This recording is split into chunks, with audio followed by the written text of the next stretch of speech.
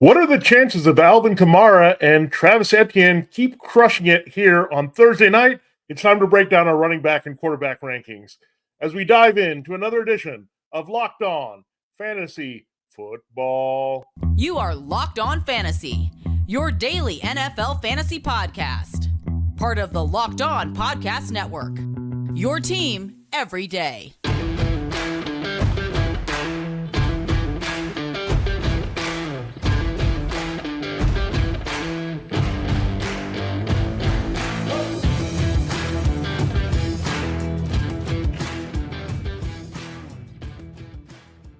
Greetings, everyone, and welcome to another edition of the Locked On Fantasy Football Podcast. We're your destination to become the smartest fantasy football player in your league. We're part of the Locked On Podcast Network, your team every day, your fantasy football team every day. I'm one of your co-hosts, Vinnie Iyer, and I'm not doing this. I'm writing about NFL betting and fantasy for sportingnews.com. Hey, I'm Michelle Magdziuk, researcher at NFL Network and fantasy analyst for NFL.com. All right, Michelle, we are going to get into our rankings already. It's week 7. Hard to believe. We're roughly halfway through the fantasy football season for a lot of you and where your playoffs may land in your seasonal league. So this important week, we have 6 teams on bye. We've got a lot more injuries there that we're going to navigate through. So a lot of things coming up here that we're going to help you with as we examine the players we like across the board at these two positions. We'll come back with our wide receiver and tight end rankings tomorrow. This episode of Locked On Fantasy Football is brought to you by Jace Medical. Check it out. Empower yourself when you purchase a Jace case, providing you with a personal supply of 5 antibiotics that can treat 50-plus infections. Get yours today at jacemedical.com. That's J-A-S-E medical.com. All right, Michelle, let's dive right into our rankings here and see the guys that we agree on. Let's start here with Thursday night. Alvin Kamara, we are really high on him this week. And why not? He's put up some big numbers in the games that he's returned after his 3-game suspension. We both have him at running back 6. We're also very high, of course, on Travis Etienne in the same game. I have him all the way up at 3. You have him at 9. So looks like we're going to get off to a good start with our 2 backs on Thursday night. Yeah, this is the thing. I mean, I've never seen a grosser group of running back rankings in my entire life. I mean, with the injuries and the 6 teams on bye, it gets thin quickly. So if you there's 10 guys this week that I'm like, okay, I'm happy to have on my team. And the rest, it's like, sure, if they get into the end zone, it'll be all right. But yeah, Alvin Kamara has been nothing but great for fantasy since he's come back. I mean, you couldn't really ask for much more. 17 plus points in PPR in all 3 games he's played in. So you keep plugging him in. It's not a great matchup against the Jaguars, but he's getting targets and receptions, so he should be fine there. And then, Raheem Mostert, I think you're thrilled to have. It's another hard matchup, just like Alvin Kamara, but with Raheem Mostert against the Eagles, you don't expect him to put up 3 touchdowns, but still he's been absolutely dominant for fantasy and one of the top running back options you could have on your team.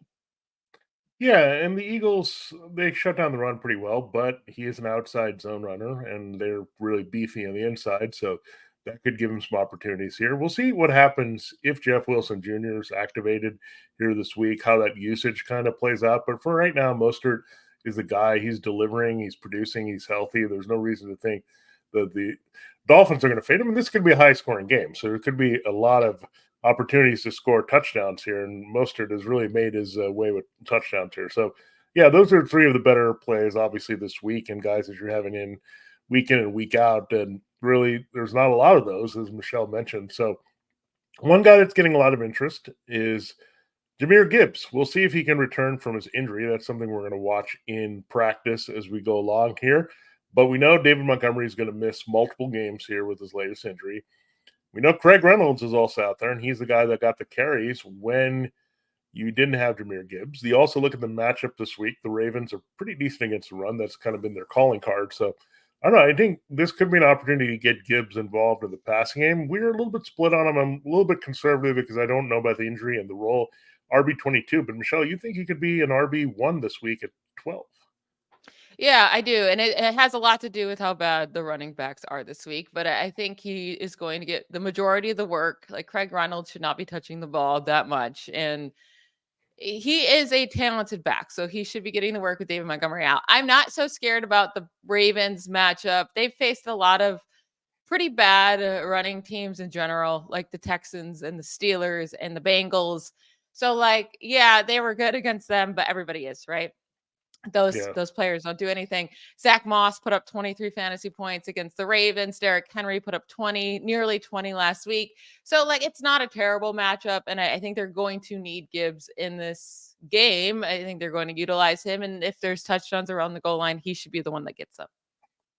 Yeah, I mean, my only concern is Dan Campbell just being veteran friendly here. I know he's played Sam Laporta and he's had a big role here, but in the backfield, they seem to be a little bit hesitant maybe to force in Gibbs too much, and maybe they'll ease him back. So that's why I have him dropped a little bit. But yeah, in theory, this should be a spot for him to break out, especially when they know Montgomery's going to be missing multiple games. Last time it was just one game, so a little bit different there. Now, another person we defer on, and really similar in terms of the flip here. I have an RB14, Rhamondre Stevenson. He had a very nice game. Actually got hurt in the game, came back against the Raiders, and again, 2 straight years he's put up really good numbers against the Raiders. Ezekiel Elliott also scored in that game. But I look at this Bills matchup again. The Bills can be beaten on the ground here. We've seen that all season long. And I think the Patriots found a little something in the running game. And it's a different matchup, the Raiders. But when you look at this week, I think he's going to get the volume and get it done. What we were seeing with the Patriots, it's not really anything wrong with Elliott or Stevenson. It's more the offense. So if they can scheme it up where these guys can get the ball, then they're going to have some production. So that's why I'm feeling it with Stevenson a little bit more because, again, he wasn't looking too bad, but now I think he's a play this week that you can not feel confident about. But I think given the options, I think you have to look at him as an RB2. Yeah, I have him right outside the RB2 range. I think he's definitely a viable play this week because if you can find a running back that's going to get probably at least 12 carries in a game, you got to play that. And we'll talk about that with another Steelers running back in our next segment. But that's kind of how I feel with Rhamondre Stevenson. He's just a play due to volume, and that's it. I don't expect him to be efficient. If he gets into the end zone, he'll likely end closer to RB14 where you have him. If he doesn't get into the end zone, he'll probably end closer to running back 27 where I have him. So maybe split somewhere there in the middle. He's probably end somewhere there in the middle, and he's a fine play if you need him. I just don't expect a huge game. Yeah, there's a lot of players that are like this, especially at this position. That's why it really drops off as we're talking about the ugliness. Now, Jerome Ford, again, this is a product of just not having a lot of running backs. You have him at 14, you have him Yeah. at, or I have him at 16, and really he's not getting a lot of the high leverage carries. They're not using him in the red zone at all. They really like Kareem Hunt. Remember, Kareem Hunt filled in so well for Nick Chubb last year when needed in that role, finishing drives. So that's something that's a little concerning, but he's still getting majority of the snaps. He's also a big play runner, and they're playing the Colts this week. So I think there's some opportunities there. I think this is going to be a game where the Browns are going to control it. It's probably going to be a little bit ugly, but I think they'll have some success on the ground. Yeah, it should be a close game. So you expect both teams to try to run the ball. We'll talk about the Colts backfield in this game in our next segment. But you would expect this to be a gross, I don't expect either team to put up a lot of points. But that's kind of what it was last week against the 49ers. He had 17 carries in that game. He didn't end up coming away with a touchdown. That was Kareem Hunt. And I think Kareem Hunt's a viable play. I just think Jerome Ford, with his usage, he's a little bit safer in this matchup. So that's why I have him at RB14. I don't think he has a ceiling to be like a top 5 play, but he's a really solid guy to plug into your RB2 spot this week.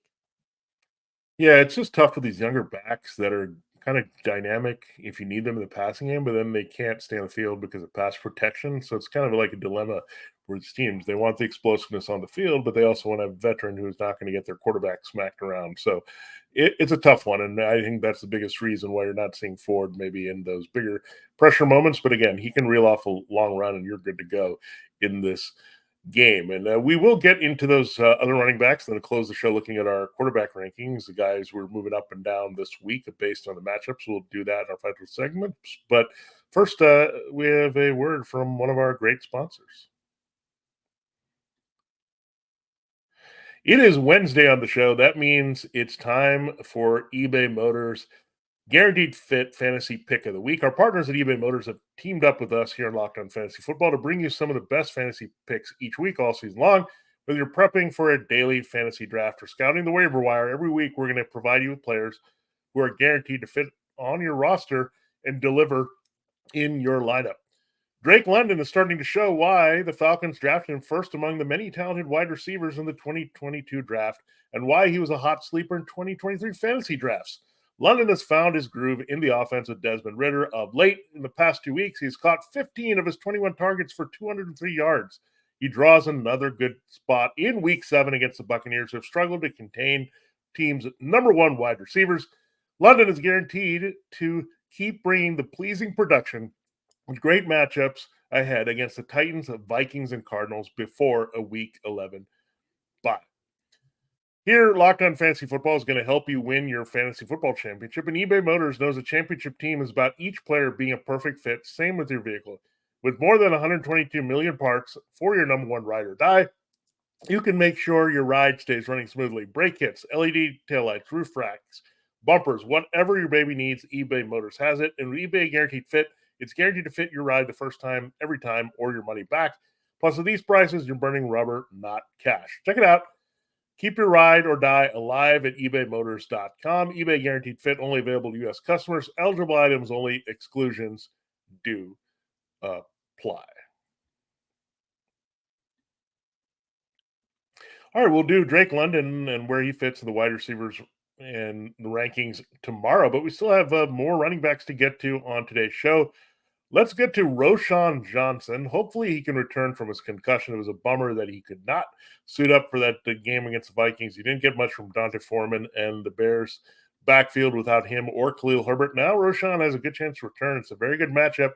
We just talked about Rhamondre Stevenson. He exploited this very well as Ezekiel Elliott to put up some numbers, scoring twice combined there. So we have him pretty high. Michelle, we're just one spot different here. RB17 for you, RB18 for me. Yeah, I think Roschon Johnson's one of the higher upside plays this week in this matchup with a backup quarterback in for the Bears. You're going to expect them to lean on the run a little bit more. And then if they fall down in points, Roschon Johnson is that pass catching back. He's a really solid pass catching back. So you would expect him to get a lot of, short targets from the backup quarterback as well. I mean, you just brought it up. Rhamondre Stevenson has been terrible, and he even had a good game against the Raiders with Zeke putting up 12 points as well. AJ Dillon the week before that, I mean, he actually showed some life when he hasn't been doing anything either. So the Raiders can definitely be beat on the ground. So I think Roschon Johnson is one of those guys that has a relatively safe floor this week, and then also a really high ceiling because he's actually a talented running back that just hasn't really had the chance to get a large workload yet. Yeah, I would have been worried if it was Aiden O'Connell versus Justin Fields if the negative game script could come into play. But now the Raiders actually could have a positive game script because Tyson Bagent is on the other side here. So that this could keep things close here with these two teams, and they're going to have to hand the ball a lot here. So I think it's going to be rather even between the Bears and the Raiders. And Josh Jacobs I also like a lot in this game as well. So keep it on the ground when you have those young quarterbacks. That's what you expect in this game. Now, Alexander Madison, look, it's going to be brutal. You're going to sit there on Monday night hoping you get enough points from him. If you're down 6 or 7, you're going to be sweating it out in your leagues, but you just got to go with him. I mean, the one thing that's kind of saving him, two things. He hasn't scored really with any kind of rushing touchdown potential here because the Vikings don't score rushing touchdowns, but he's caught a few receiving touchdowns. He's getting just enough work in the passing game on checkdown. So I think that could happen here again, especially if the 49ers get up big. That's our best case scenario here with Alexander Madison. And a bunch of second half little short passes from Kirk Cousins to avoid the pass rush. That's what we're looking for this week. And look, you can add up fantasy points any way they can come, and Alexander Madison has kind of been that compiler of the season. Yeah, this is the thing with Madison. Obviously, you don't expect a big game out of him. He hasn't really put up a big game yet this year, but also in this tough matchup against the 49ers, like it's just going to be really hard for any running back going up against them. The thing is, like, the only thing that's really missing from his fantasy points are those rushing touchdowns. If he was getting any rushing touchdowns this year, he would be a really, really solid running back. Instead, he's just kind of that mediocre running back that's putting up just enough points for you not to like lose games. But if he falls into the end zone in this matchup, you're going to be happy. Like, and sooner or later, he has to score a touchdown, right? Like you would think sooner or later he has to get a rushing touchdown. The Vikings can't go all year long without a rushing touchdown. That would be pretty wild. So just keep plugging him in. And once the rushing touchdowns do come, he's going to be a really good, solid play. Yeah, I mean, he's been okay for me. I mean, I'm going to probably have to plug him in this week just based on the matchups. I did lose David Montgomery in one league, so he's probably going to have to start for me there. I kind of figure out that he's a flex play, but he's probably elevated RB2 for me this week out of necessity, and that could be the case for a lot of you managers out there. Now, Zach Moss, Jonathan Taylor, every week we're trying to figure this out. I don't know what's going to happen here this week. It's not a great matchup against the Browns, so that already starts us at a pretty low ceiling here. So we got to navigate how high is the floor for both of these guys. And I don't know. Zach Moss had a touchdown last week. I don't think they're about to quit him. They kind of like this combination here that's working. And Jonathan Taylor, maybe it gives them a little bit of a luxury to ease him back in until like he's at 100% explosiveness here. So that's also at play here, I think, with Zach Moss. But look, I don't like either play this week. I just think it's going to be an ugly game. Gardner Minshew is probably going to be succumbing to this pass rush with Myles Garrett in the secondary. So I don't like anything really on the Colts this week. I'll be honest with you. So if that's the case, I'm going to fade these two guys. And if Deshaun Watson comes back, then it could be a really ugly game script. Again, I can't fade Zach Moss because I mean, all he's doing is scoring. And I think he's like the running back 3 on the season. But 20, 22, 33, 18 points in 4 of his 5 games. I don't know how you just fade that. Because also, I understand what a hard matchup this is. But with Gardner Minshew, all he wanted to do was check down to Jonathan Taylor and Zach Moss. And he's going to have to do this in this matchup because he's going to get a ton of pressure. I'm guessing Michael Pittman Jr. will be covered just fine by the secondary for the Browns. It's going to be a ton of checkdowns for these running backs. And we did see both CMC and Jordan Mason score a touchdown for the 49ers last week against the Browns. So there's definitely touchdowns to be had. And I do think Moss at this moment in the season is still going to be their goal line guy because he's getting it done. So I would rather play Zach Moss. I think he's safer than Jonathan Taylor. But if you have Jonathan Taylor, he has too much upside to sit him. So you're playing both. But I do think that Zach Moss is still a very playable and viable option moving forward until his snaps just decrease too much for us to be able to stomach. Yeah, it's just very tough. I mean, yeah, chances are you're stuck playing them based on the bye week and all this is going on. But I would just say, look, hope for the catch volume. If you got one or the other, then hope the catch volume goes to him versus the other guy to have the better game this week. And just look at that. Michelle's right. A lot of checkdowns there from Gardner Minshew, and that's probably our best ticket to production from either of those guys. Now, Michelle, you like Najee Harris this week. Now, before we get is a okay. Strong word. I well, you like him.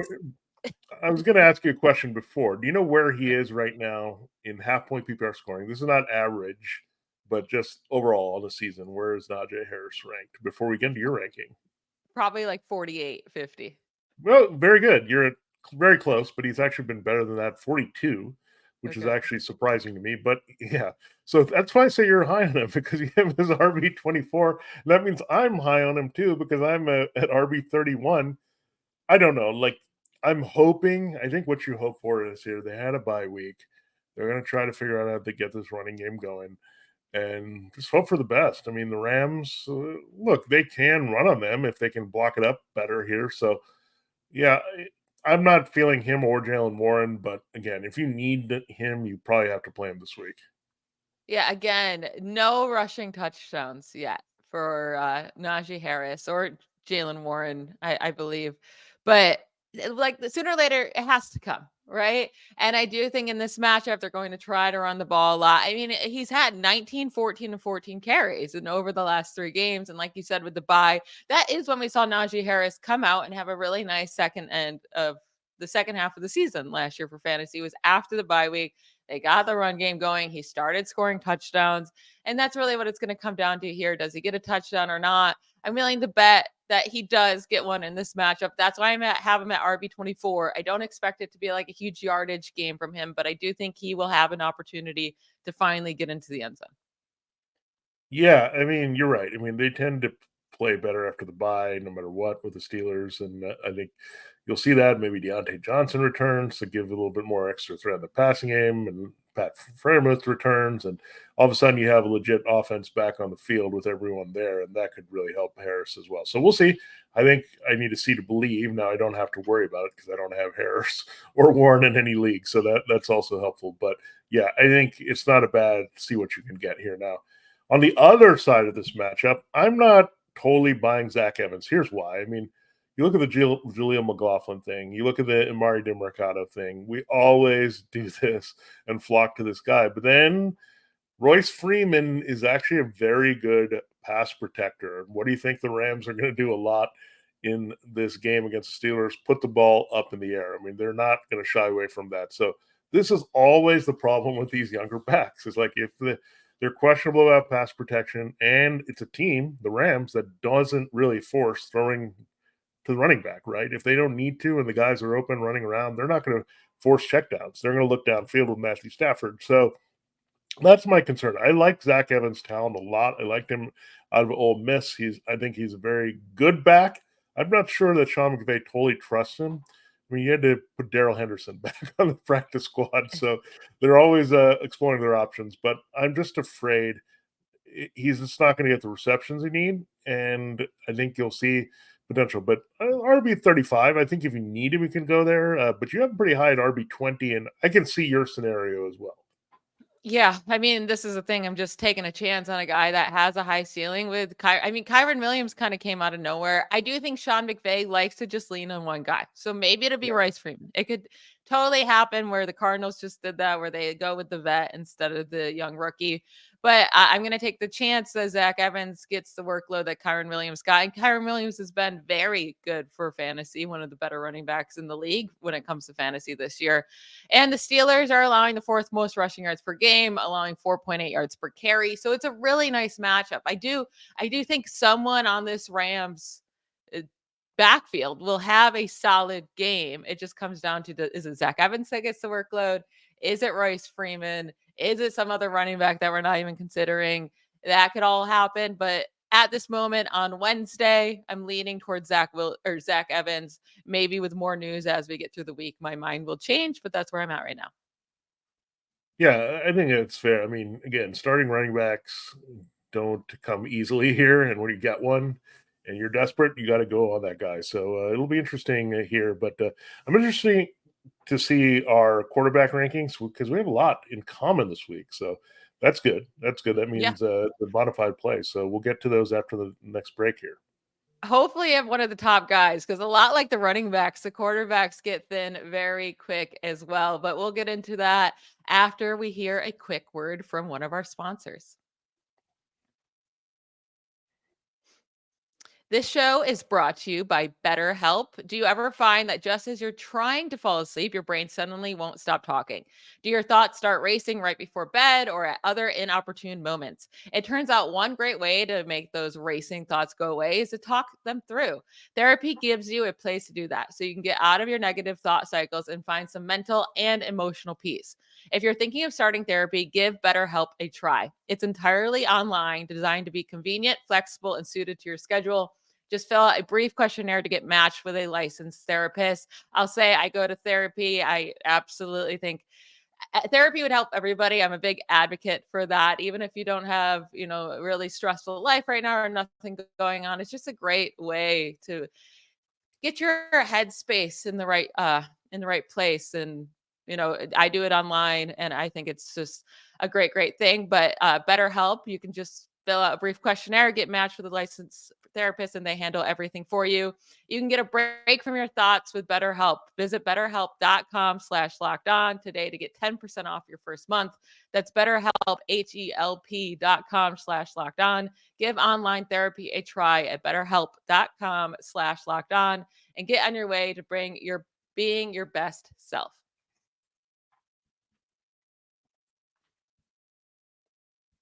Okay, Vinny. So we actually have the same exact top 6 quarterbacks in a slightly different order, but Yeah.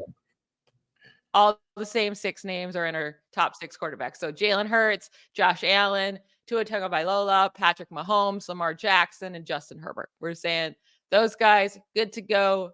There's nothing really to discuss or consider there, right? Most likely you don't have 2 of those guys. So whichever one you have, you're plugging in. But then it gets much, much harder. Now you Yeah. have Brock Purdy as your quarterback 7 this week. So after the top 6 that I just discussed, Brock Purdy's your next guy up. Just talk about why you feel confident in him this week. Well, the Vikings, we know their pass defense is not very good. So that's part of it. And if you don't have Christian McCaffrey, potentially, we're not going to know that for a little while here. He could try to see pain tolerance with the oblique / ribs and try to play. I would think they would go toward resting him with a bye in a couple weeks. So I think they'll have to put the ball in the air. And I think there was a misconception last week. Like everyone was ripping Brock Purdy so hard. He said, "This stinks." He was a product of Debo Samuel and Christian McCaffrey, but the guy did lead them down the field and have them in position to win the game late. And then we'd be totally talking differently about him with Jake Moody if he had kicked that field goal through. So, look, this guy is dealing. I think you just look at the way he passes. I think you wouldn't say he's fluky. He's looking downfield. So it's also George Kittle. He's going to be pumped up because his buddy TJ Hawkinson's on the other side of the field. Kittle's going to have to step up. We know Brandon Ayuk will be ready for this matchup. So right there, I mean, those are 2 paths, 2 putting up numbers here. So I like Brock Purdy, and I think this could be a sneaky, high-scoring game because the Vikings are going to pass, and they're not going to worry about forcing the run against the 49ers. So watch out there. I mean, it is at home in Minnesota, so I think Purdy puts up some very good numbers here overall, just based on the situation for the Niners in the matchup. Yeah, my big worry is not having CMC and maybe not Debo either, right? Without 2 of those weapons, that is huge. His splits with them on and off the field throughout his career are pretty significant. Small sample size, but significant. And so then it's just Brandon Ayuk, and then it also comes down to will they finally use George Kittle or not, right? Will Kyle Shanahan actually use him?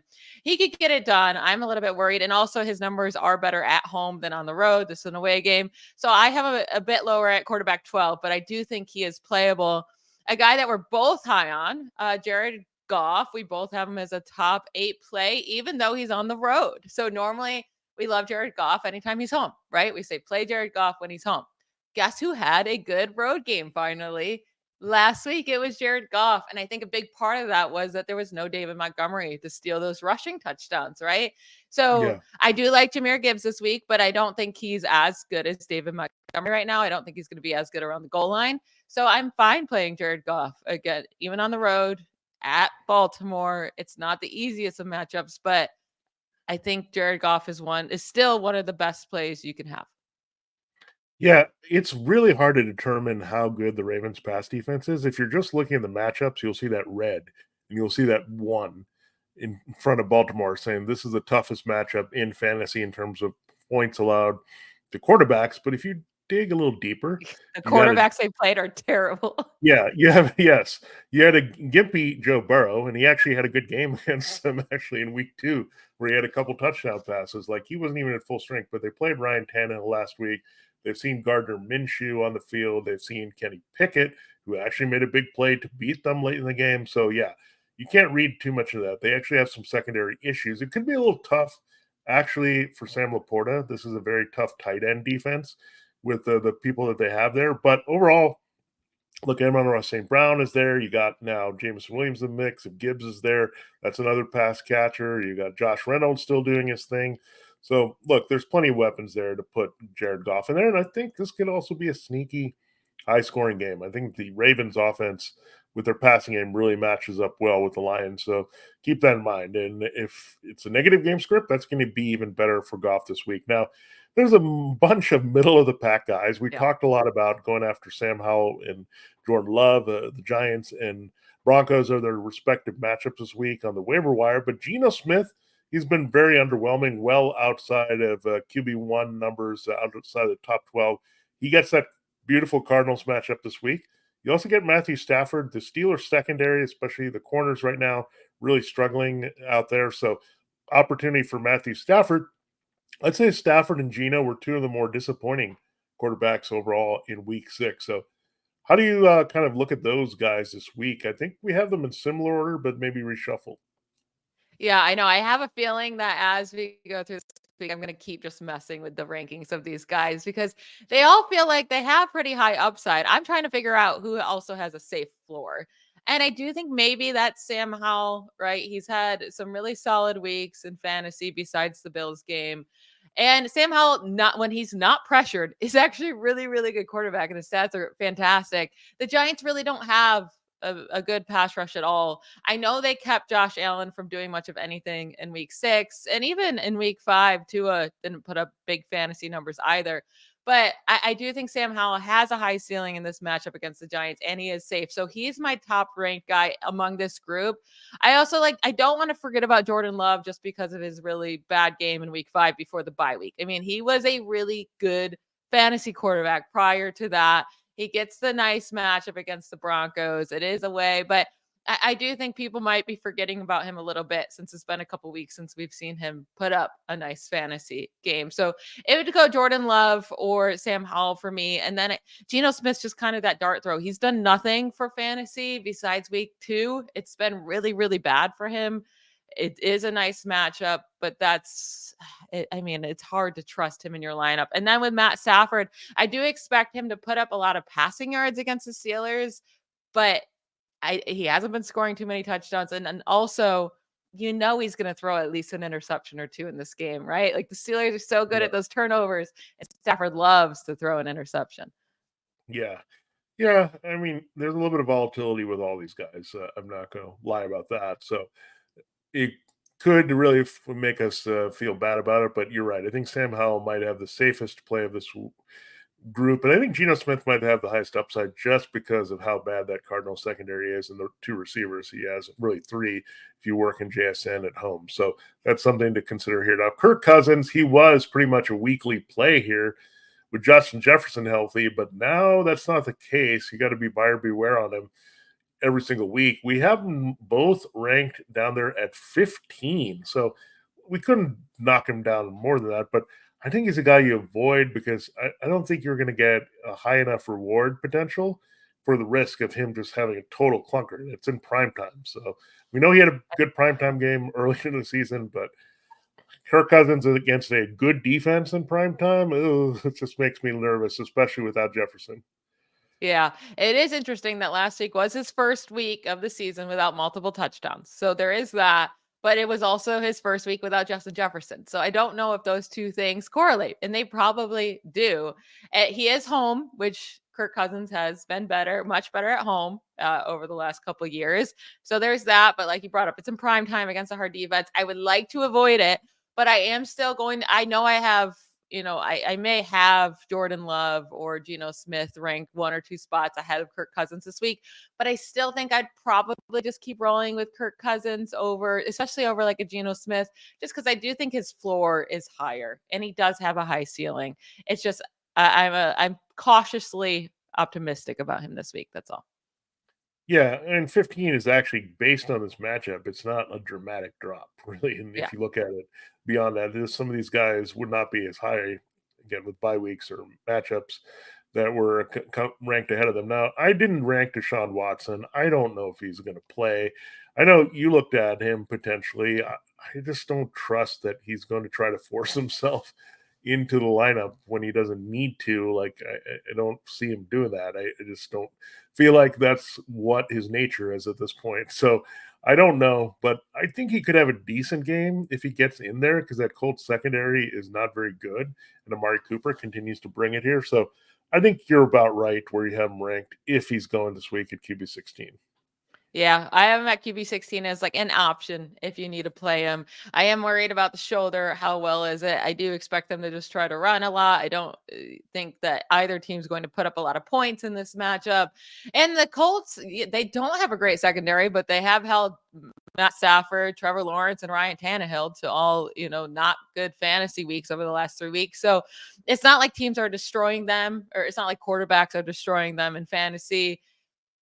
It's just one of those matchups. If you need a guy, it's risky, but he does have some high upside against the Colts matchup. Yeah, I mean, you might have him. I mean, a lot of managers drafted him and Dak Prescott or some combination of that to kind of toggle based on the matchup. So you might be stuck with Watson here because again, you could get really deep and it gets a little bit ugly when you look at Baker Mayfield and Desmond Ridder in the same game, or going all the way down to the classic Tyson Bagent versus Aiden O'Connell. So there's some backup quarterbacks out there really messing with a lot of our fantasy football assets. So Watson, we'd like to come back just so he can revive some of that offense. But I think you fade a lot of those guys, except for Amari Cooper if PJ Walker's a starter. So we'll see how that plays out here. But again, big bye week this week, 6 teams off. You look at the Bengals and Cowboys and Texans, Jets, Titans, and Panthers. So a lot of players that you would normally put in your lineup. Again, make sure they're out and start looking at these guys at running back and quarterback. And every day is tomorrow, we will look at our wide receiver and tight end rankings. That's my favorite day of the week because we always have volatility and things we can get into there. So looking forward to that. For Locked On Fantasy Football on this Wednesday, this has been Vinnie Iyer. And I'm Michelle Magdziuk. Bye, y'all.